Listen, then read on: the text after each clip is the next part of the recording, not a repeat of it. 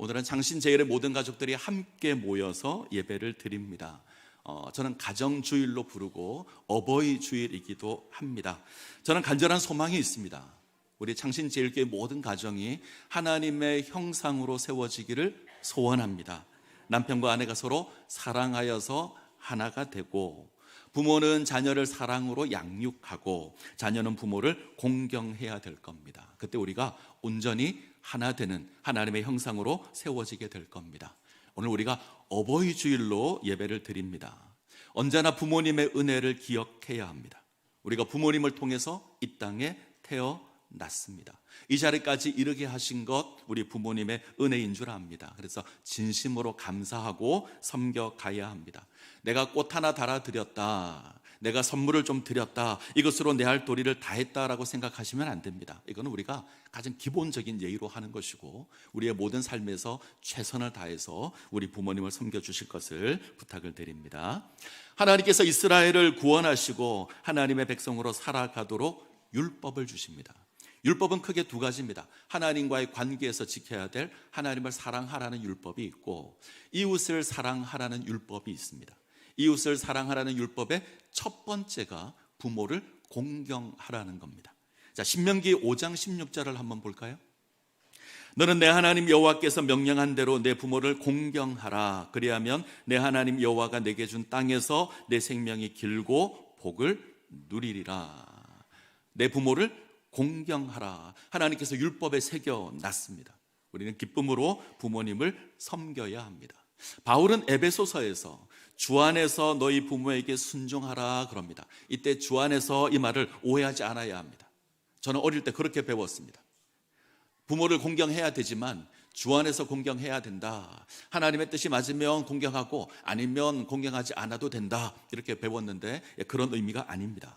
주 안에서는 주님께서 우리에게 보여주신 그 사랑으로, 하나님께서 우리에게 당신의 목숨으로 우리를 사랑하셨습니다. 하나님께서 놀라운 사랑을 베풀어 주셨습니다. 우리도 그 사랑으로 우리 부모님을 공경해야 합니다. 내 부모를 공경하라, 여기서 공경하라에 해당하는 히브리어 단어가 카베드라는 단어인데, 무겁게 하라 혹은 중요하게 하라 이런 말입니다. 어떤 의미냐면 부모를 가볍게 여기시면 안 됩니다. 무겁게 중요하게 여기시고 존중하셔야 합니다. 아주 중요하고 귀한 분으로 인정하고 정성을 다해서 모셔야 합니다. 성경에 카베드라는 단어가 4번 사용됩니다. 2번은 하나님께 사용됩니다. 하나님을 공경하라, 하나님을 경외하라, 이때 카베드입니다. 또 2번은 부모에게 사용됩니다. 이 말은 하나님을 공경하는 것처럼 부모님을 공경하라는 겁니다. 하나님을 섬긴다면 부모님을 섬기는 것이 마땅한 겁니다. 우리는 하나님을 섬김에 있어서 다른 신을 둘 수 없고 우상을 만들 수 없고 하나님의 이름을 망령되이 일컬 수 없습니다. 안식일을 기억하여 거룩하게 지켜야 합니다. 우리의 모든 것으로 하나님을 섬기는 겁니다. 동일하게 부모님을 섬겨야 합니다. 우리는 최선을 다해서 부모님의 뜻을 기억하며 부모님을 섬겨야 합니다. 그때 하나님께서 주시는 약속이 있습니다. 우리 기도하시는 장로님께서 말씀해 주셨는데, 내 하나님 여호와가 내게 준 땅에서 내 생명이 길고 복을 누리게 될 겁니다. 우리가 부모님을 잘 섬기면 이런 복을 허락해 주실 겁니다. 자, 잘 생각해 보시죠. 이 복을 누구를 통해서 주실까요? 이 땅에서 잘 되고 장수하는 복을 누구를 통해서 주실까요? 부모님을 통해서 주십니다. 하나님께서 우리를 이 땅에 태어나게 하셨는데 부모님을 통해서. 이스라엘은 땅을 기업으로 줍니다. 부모가 그 기업을 받고 그 기업을 자녀에게 물려줍니다. 그러면 이 땅에서 기업을 얻고 장수하게 되는 것도 부모님을 통해서 받는 겁니다. 하나님께서 부모님을 통해서 우리에게 은혜를 주십니다. 하나님께서 부모님을 통해서 우리에게 기업을 주시고 하나님께서 부모님을 통해서 우리에게 생명을 주셨습니다. 우리는 부모님을 통해서 우리의 필요한 모든 것을 다 받았습니다. 때문에 공경해야 합니다. 자, 5계명의 핵심은 부모님의 권위가 하나님의 권위와 같다. 하나님을 섬긴다면 당연히 마땅히 부모님을 섬겨야 합니다. 내가 하나님을 섬긴다 고백하지만 부모를 섬기지 않는다면 그 신앙은 가짜입니다. 그래서 우리가 하나님을 사랑한다면, 하나님을 섬긴다면 부모님을 섬겨야 합니다. 자, 오늘 잠언의 말씀을 대할 텐데, 자, 25절을 같이 한번 볼까요? 25절 같이 읽습니다. 내 부모를 즐겁게 하며 너를 낳은 어미를 기쁘게 하라. 오늘 이 말씀을 기억하셨으면 좋겠습니다. 내 부모를 즐겁게 하며 너를 낳은 어미를 기쁘게 하라. 우리는 부모님을 즐겁게 해야 합니다. 우리 부모님을 기쁘시게 해야 합니다. 오늘 성경을 잘 보시면 이때 부모님은 아주 젊었을 때 힘이 가득한 그런 부모님이 아닙니다. 우리를 다 기르신 이후에 인생의 노년을 맞이한 부모님, 이때쯤 되면 삶의 중심이 부모가 아니라 자녀가 되지요. 자녀들이 볼 때 부모님은 어쩌면 약한 존재일 수 있습니다.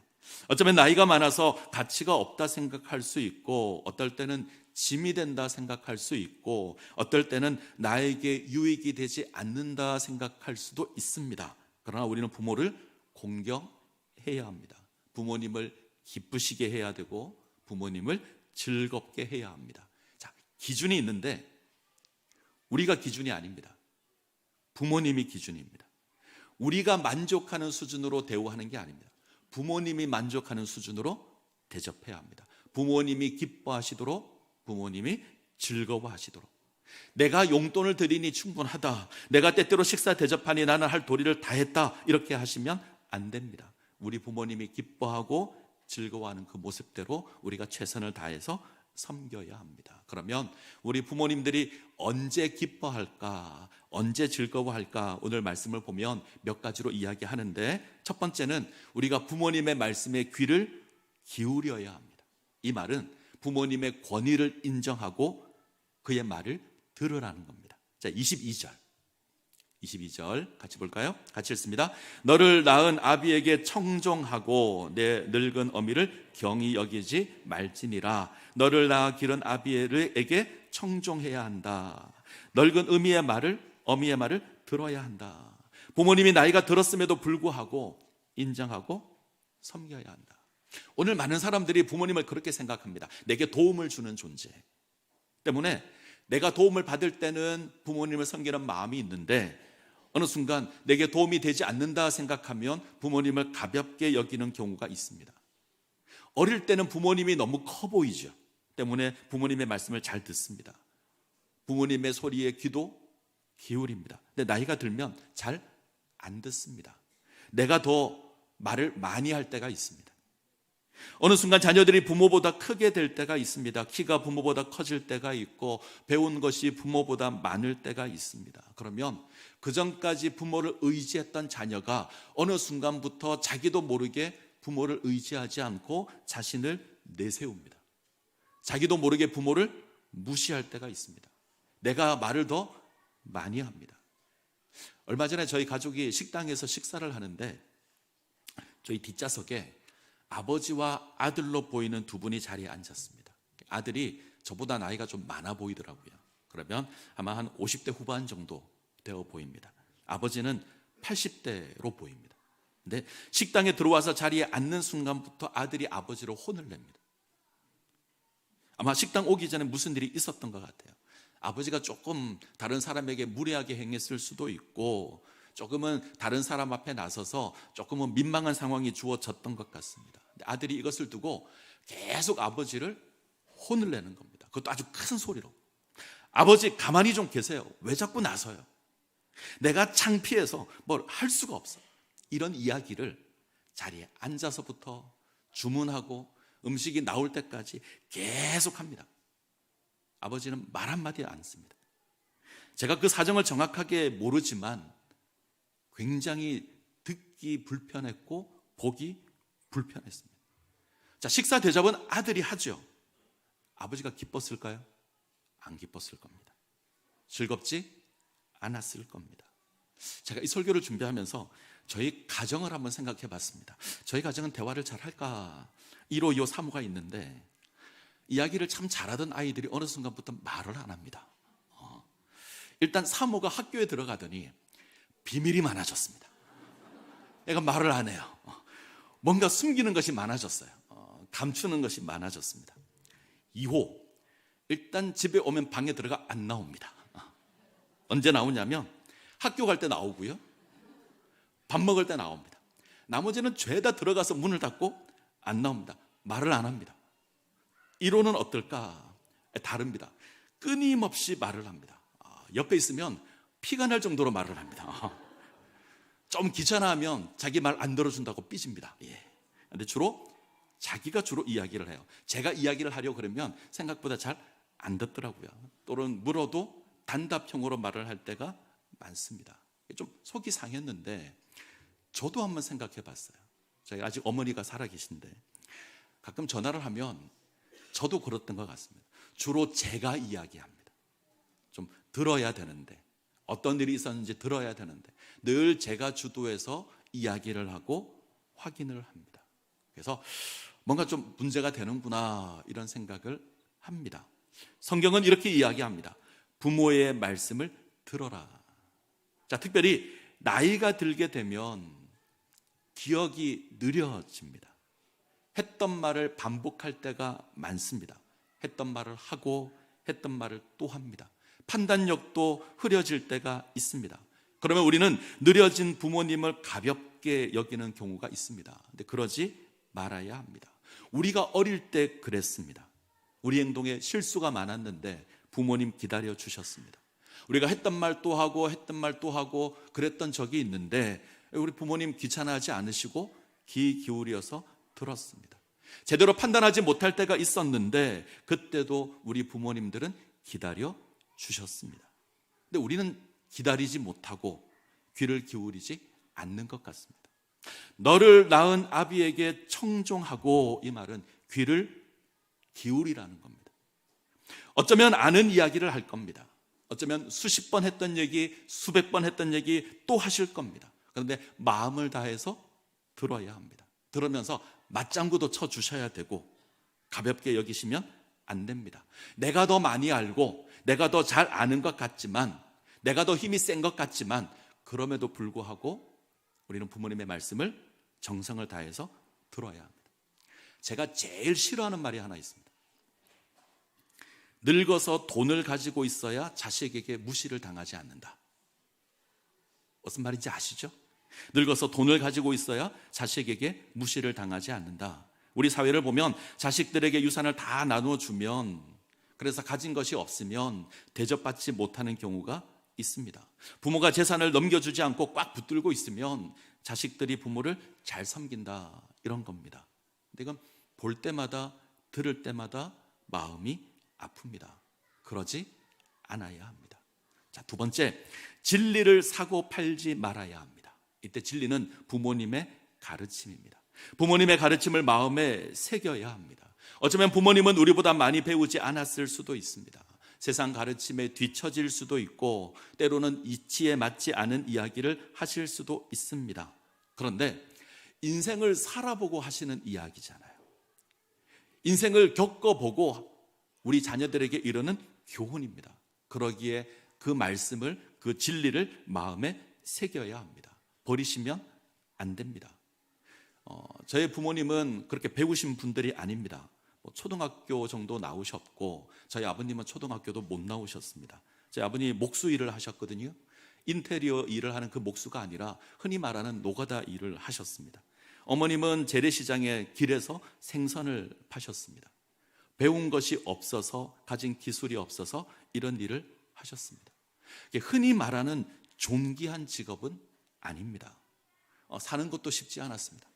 숟가락 젓가락 가지고 결혼했다, 가끔 그 얘기를 하셨는데 제가 확인해 보니 정말 그랬던 것 같아요. 아무것도 없이 결혼을 하셨고, 제 기억에 이사를 정말 많이 다닌 기억이 있습니다. 그런데 저희 부모님을 통해서 배운 게 있습니다. 하나는 성실이고 하나는 정직입니다. 아버님께서는 새벽 5시가 되면 일을 나가십니다. 그 전날 아무리 늦게 집에 들어오셔도 5시 땡 하면 밖을 나가십니다. 변함이 없이 이 일을 하셨습니다. 어머님은 시장에서 장사를 하셨거든요. 늘 바쁘셨습니다. 밤 10시쯤 되면 집에 들어오십니다. 한 분은 새벽 5시에 나가고 한 분은 밤 10시에 들어오십니다. 자, 그렇게 애쓰셨고 자식을 키웠습니다. 저희 아버님이 툭 하면 했던 고백 뭐 여러 가지가 있는데 그 가운데 하나가 엄마 아빠 먹고 사는 거면 우리가 이렇게 안 해도 돼. 그죠? 엄마 아빠 둘 먹고 사는 거면 우리가 이렇게 안 해도 돼. 너희를 위해서 우리가 이렇게 한다. 정말 지겹도록 들었습니다. 정말 많이 들었습니다. 술만 한잔 하시면 늘 했던 얘기가 이 얘기입니다.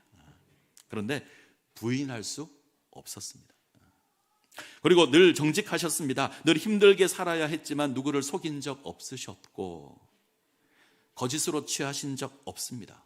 자식들이 무엇을 속이거나 거짓말을 하면 정말 엄하게 다스리셨습니다. 저는 이런 가르침이 참으로 귀하다 생각합니다. 이 진리를 팔면 안 됩니다. 부모님의 가르침을 가볍게 여기거나 팔아버리면 안 됩니다. 세상 사람들은 돈을 얻기 위해서 정직을 팔고 세상 사람들은 성공을 위해서 믿음을 버립니다. 어떤 사람은 불법을 행하기도 합니다. 그러나 그건 부모님이 원하는 삶이 아닐 겁니다. 부모님의 삶을 통해서 배운 가르침이 있을 겁니다. 마음에 새기십시오. 그것을 붙드십시오. 그리고 그 삶을 살아가셔야 합니다. 자, 세 번째, 의로운 존재가 되어야 합니다. 24절을 볼까요? 24절 같이 읽습니다. 의인의 아비는 크게 즐거울 것이요 지혜로운 자식을 낳은 자는 그로 말미암아 즐거울 것이니라. 의인의 아비는 자식으로 말미암아 즐거워합니다. 부모님의 가장 큰 기쁨은 우리 자녀들이 의로운 존재, 바른 존재가 되는 겁니다. 물론 자식이 성공하면 기쁘죠. 돈을 많이 벌면 그것도 기뻐할 겁니다. 하나 가장 기뻐하는 건 우리 자녀가 의로운 존재가 되는 겁니다. 이때 의롭다라는 건 도덕적인 의미가 아니라 하나님 앞에서 살아가는 삶입니다. 우리 자녀들이 하나님을 섬기고 하나님 앞에 의로운 삶을 살아가면 우리 부모님들 기뻐할 겁니다. 하나님을 섬기는 부모의 가장 큰 소원이 있습니다. 자녀들이 하나님을 잘 섬기는 겁니다. 자녀들이 하나님 경외하는 삶을 사는 겁니다. 이 땅에서 성공하는 것 중요합니다. 이 땅에서 유명하게 되고 부자가 되는 것 중요합니다. 그러나 더 중요한 것이 하나님을 섬기는 인생이 되는 겁니다. 그때 우리 부모님들은 기뻐하실 겁니다. 우리 자녀들에게 부탁을 드립니다. 의로운 사람이 되십시오. 하나님을 경외하고 하나님을 섬기는 인생이 되십시오. 그러면 우리 부모님들이 기뻐할 겁니다. 자, 말씀을 맺겠습니다. 성경은 우리를 향해서 부모를 공경하라 명령합니다. 하나님께서 우리에게 주신 축복 부모님을 통해서 우리가 받았습니다. 때문에 하나님을 섬기는 그 마음으로 우리 부모님을 섬겨야 합니다. 그때 우리가 하나님의 온전한 백성으로 세워지며 하나님의 은혜를 누리게 될 겁니다. 연애 가운데 세워지시기를 간절히 소원합니다.